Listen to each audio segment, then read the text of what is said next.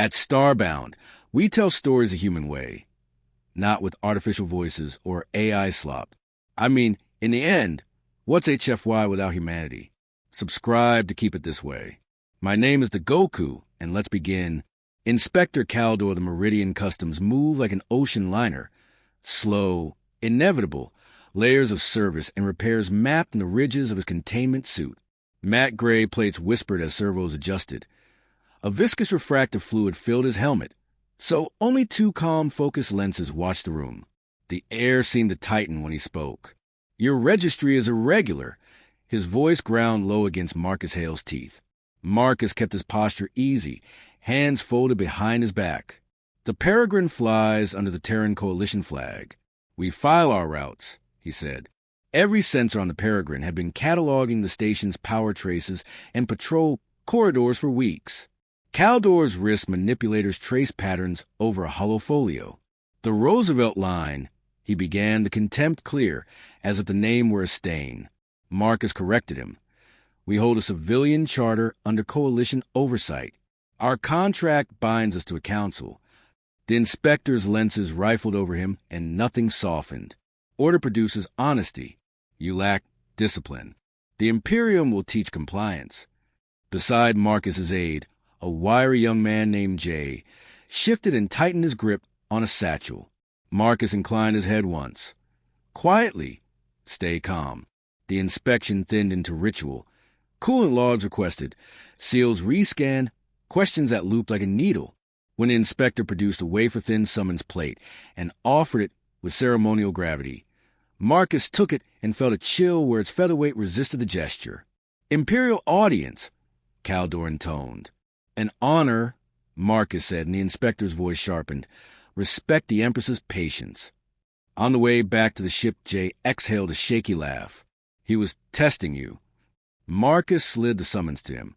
Tell the pilot. Set course for the Imperial axis. Standard approach. Steady vectors.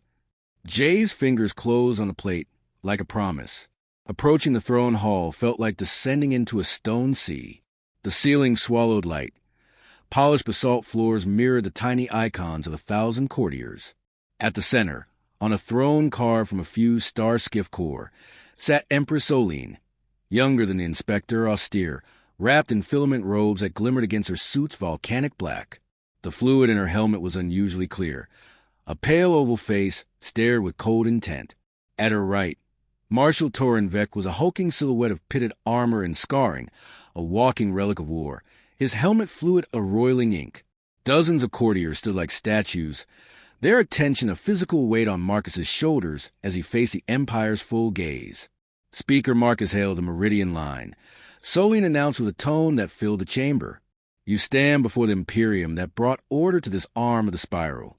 For generations we tolerated your species' chaotic expansion, your disregard for borders, and your improvisational handling of galactic law. That time ends today. Marcus inclined his head. Imperial courtesy honors me, he offered, voice unflinching. Soline's words hardened. Your aggression in the Hesperus system and piracy of trade routes mark you rogue. We defended our colony. You connived with smugglers. Marshal Vex, servos ground low. Details, he rasped. Inconsequential. Soline's verdict arrived like thunder.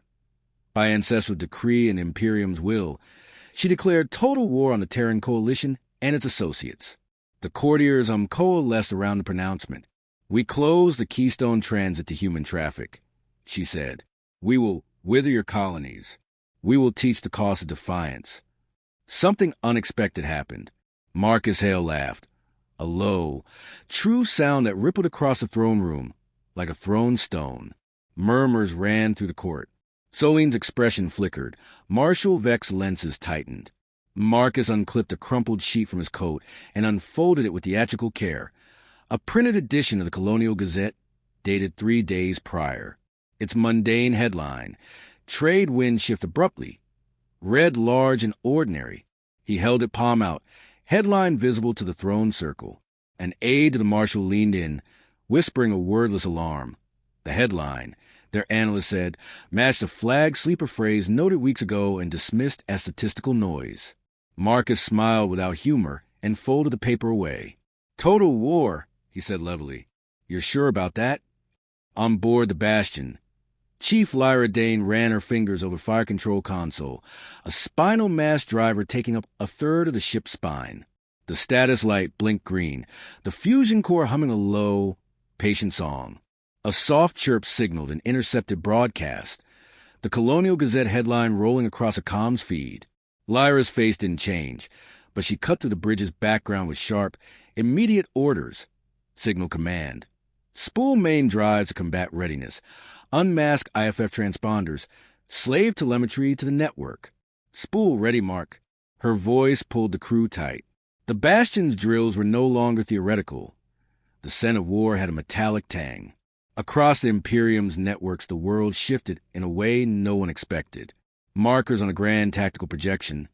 Picket fleets, orbital customs, reserve squadrons, winked out in waves as energy spikes tore through sensor arrays.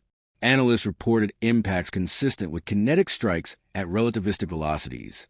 Someone had used the Imperium's complacency and contract outs to embed human agents inside the maintenance BIOS of critical nodes. Low-bid contractors, civilian maintenance windows, replaced hardware, inserted code, and turned the Imperium's own infrastructure into a synchronized sensor and firing grid.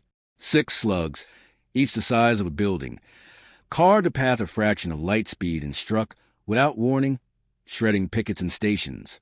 The assault was brutal and clinical, an instant decapitation. Marshal Vec barked orders to consolidate on the Keystone Transit. He would make a fortress of guns and armor. He expected the improvisers to come and be ground to dust. On the Meridian Line strategic table, Marcus and his captains watched the map erupt in crimson. "He'll thin his line protecting Keystone," Marcus said. "We hit supply and bleed him dry." Captain Rahim pushed for direct assault, for decisive sacrifice. Matriarch Sarah Chow counseled caution. She remembered lineage, lives, the cost of audacity. They argued the numbers, the ethics, the math of casualties versus time. Marcus cut across them. "We avoid the starships. We dismantle his logistics, trap supply lines, turn predictability into death." Lyra Dane weighed the options and chose the razor's edge, a high-risk plan that might end the siege quickly or kill many. The trap worked at first. A cluster of automated mining tugs, long reprogrammed to mimic friendly signatures, baited out a grill response. The Bastion lay in ambush. When the enemy commander tightened formation and brought their guns to bear, Lyra ordered a single unorthodox shot. Target a C-class asteroid cluster, not to destroy but to fragment. A low-energy slug from the Bastion's spinal mount shattered the selected rock into a cloud of high-velocity shrapnel. The resulting torrent tore a picket cruiser apart, its shields failing under a storm of fragments and missiles. The battle went hot. The Meridian Line took losses and scored a gutting blow. Yet the war had teeth, and each victory tasted like iron. In the med bay, Marcus let Dr. Kuroe skin the knee that had betrayed him. Synthetic cartilage had microfractures. The braces were failing under stress. Kuro's tone was both tender and blunt. "Get a replacement. Stop gambling with the joint." Marcus listened. The pain bringing back another battlefield. A careless miscalculation that cost him crew and left a permanent limp and a heavier silence. He left the med bay with the ache like a promise. He feared the man he was in victory would not be the man to build peace. The Meridian Line's intelligence flowed in week-old transmissions from besieged colonies, messages compressed and burst through the network. Teo Holt opened a packet from his sister on Meridian Prime. Ration shortages, orbital patrols overhead, a trembling but determined smile. "Hope kept him alive," she wrote. He looked at the starfield and felt that hope like gravity. The Meridian fleet approached Helia Primus and found the moon cannon waiting, a planetary battery with a field of fire that would vaporize any ship passing the gauntlet. A frontal assault meant incineration. A bombardment would waste munitions and time. Commander Lyra Dane, hunched over simulations, whispered a plan that made the room shift. A gravity whip. Used the gas giant Helia to slingshot 2 line ships around the planet's well. Whip them to the far side for a 4-second firing window to strike the cannon's power core. The math was thin, the margin microscopic, but their best shot at closure. Captain Mateo Ortega, hearing the risk and the need, stood with them. The lines' families were on the table, and they chose a gamble. The slingshot ripped through their bones. G-forces bent bones and wills. Alarm shrieked as the cannon's beam sliced the void behind them, missing the bastion by meters and gutting the conduit's engineering with a violent, incandescent wound. Through the breach, Lyra held her aim. The bastion's spinal mount fired, slamming a slug into the cannon's heart. The moon shattered. Its power array detonated in a continent-sized detonation that unmade terrain. The way to Keystone yawned open, but at a cost. The conduit lay dead in space, a tomb drifting with generations' lives aboard. Refugees, shell-shocked, limped aboard the remaining vessels, their faces empty with new grief. Marcus watched families come across the hangar bay, Mateo Ortega directing his people with a captain's tired dignity, and then turned to the map. Rasa's fleet, thick as a stone wall at the transit, glared like a final answer. A direct assault would be a funeral pyre. Marcus proposed something colder, convert what remained, cripple hulls and wrecks, into kinetic solutions. The plan was simple and terrible. Steer a dead dreadnought like a guided asteroid, overload its engines for a final suicidal burn, and aim it to the center of the Imperium's deployment. One ship wouldn't do it. Storms of fire would eat a single projectile. They needed two. Marcus asked Matriarch Sarah for a sacrifice, the tension, her family's ship and legacy, and she measured the price in a long, private silence before nodding. A line must endure, she said, and the crew moved with solemn efficiency. Families split across ships. Children were moved with hands that trembled but did not falter. The conduits of logistics became ritual. Unlink the drives, set trajectories, program the final course. Across the void, two ghost ships fired their final engine surges and became unswerving ballistics.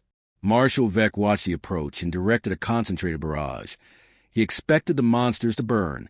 The two massive hulks took punishment like mountains, armor shedding like dust, but the modules kept their deadly will. The Meridian Line's remaining ships poured covering fire, drawing focus away from the projectile's iron truth. Then the ghosts hit. Fusion reactors overloaded, directed blasts converted to catastrophic kinetic energy. The Imperium central formation vaporized in apocalyptic bursts. The blockade tore open like paper. Full thrust now. Marcus screamed, voice raw in a hollow hum. The four remaining coalition ships punched through the wreckage, debris smashing shields, fires hissing. The Keystone transit lay ahead, stable, warped, a corridor back to the starving colonies.